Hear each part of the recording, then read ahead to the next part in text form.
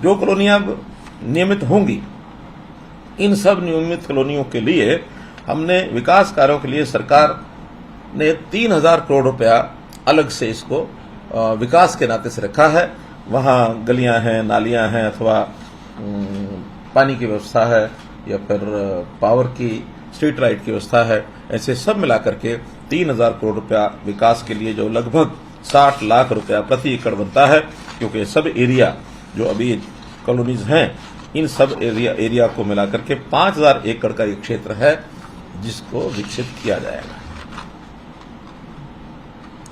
बाकी प्रोसेस पहले से बताई है, उसी प्रोसेस के अंतर्गत जो पहले हमने की थी उसी हिसाब से ये हमने कॉलोनी जो है वो नियमित की है।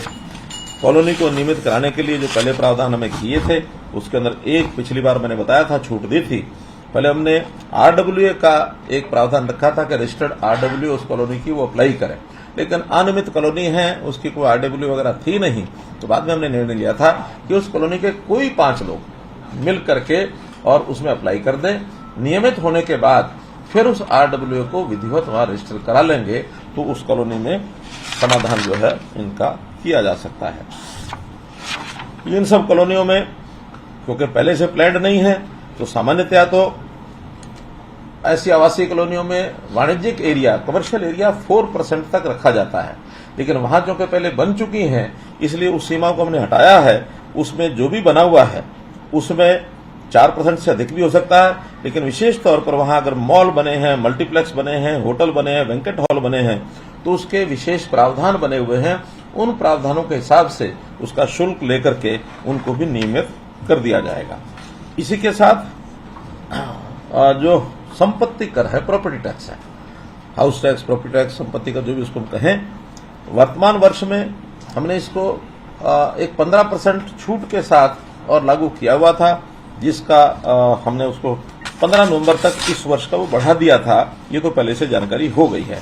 एक जानकारी आज मैं और जो आपके साथ साझा कर रहा हूं कि बहुत लोगों के पिछले एरियर्स पड़े हैं, और एरियर्स में भी जब से हमने प्रॉपर्टी आईडी बनानी शुरू की है, तो उस प्रॉपर्टी आईडी के बनने के बाद सारी चीजें रेगुलराइज हो रही हैं। तो लाखों प्रॉपर्टीज ऐसी हैं जिन्होंने कई वर्षों का भी एरियर अभी बाकी है, प्रॉपर्टी टैक्स नहीं दिया है। अब चूंकि वो सारा निकल करके आ रहा है, बहुत साल पहले का तो हमारे पास रिकॉर्ड भी नहीं है, कुछ सालों का ही रिकॉर्ड है।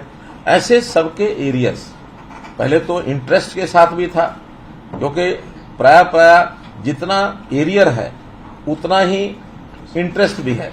वो उतना ही इसलिए है क्योंकि सुप्रीम कोर्ट का एक बंधन है कि जितना कोई टैक्स या एरियर बाकी है उस पर इंटरेस्ट और पेनल्टी उससे ज्यादा नहीं लगा सकते। अगर उससे ज्यादा लगाने की छूट होती तो शायद उससे डबल ट्रिपल भी ये हो सकता था। लेकिन जितना एरियर है उतना उस पर टैक्स और पेनल्टी भी है। तो आज मैं ये घोषणा करता हूं कि पिछला जितना भी एरियर है उसके ऊपर टैक्स और जो पेनल्टी है उस सारे को माफ किया जाता है, पूरा इंटरेस्ट और पूरी पेनल्टी, और वो लगभग 8,000 करोड़ रुपया है जो माफ हो रहा है। इसका मतलब यह है कि एरियर भी 8,000 करोड़ रुपए हैं। अब ये 8,000 करोड़ रुपए का डाटा वो केवल हमारे डिपार्टमेंट के पास, म्यूनिसिपैलिटी के पास है बना हुआ, और वो निकला है प्रॉपर्टी आईडी बनने के बाद। इसको भी अगर वो जमा कराते हैं अभी भी, तो जमा कराने के बाद उनको उस पर भी 15% की छूट सारे पर ही दी जाती है। अर्थात 8,000 करोड़ रुपए पर 1,200 करोड़ रुपया वो भी हम छोड़ रहे हैं।